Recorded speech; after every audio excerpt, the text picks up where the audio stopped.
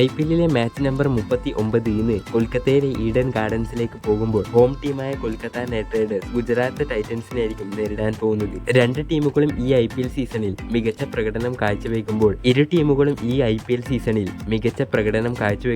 ഇരു ടീമിനും മികച്ച ഫിനിഷേഴ്സ് ഉണ്ടെന്ന് കൂടി ഓർക്കണം. അതുകൊണ്ട് തന്നെ ഇന്ന് രാത്രി നടക്കാൻ പോകുന്ന മത്സരം ഒരു ബാറ്റിൽ ഓഫ് ഫിനിഷേഴ്സ് എന്ന പേരിലാണ് അറിയപ്പെടുന്നത്. GTയുടെ ഭാഗത്ത് ഷർഫീൻ റുദർഫോർഡും രാഹുൽ തെവാട്ടിയും റഷീദ് ഖാനും ഉള്ളപ്പോൾ KKRന്റെ പക്ഷത്ത് ആന്ദ്രെ റസലും റിങ്കു സിംഗുമാണ് ഉള്ളത്. ഈ സീസണിൽ ഗുജറാത്തിന്റെ ടോപ്പ് ഓർഡർ തിളങ്ങി നിൽക്കുന്നത് കൊണ്ട് ഫിനിഷർമാർക്ക് ഇതുവരെ അവരുടെ പെർഫോമൻസ് കാഴ്ചവെക്കാൻ സാധിച്ചിട്ടില്ല.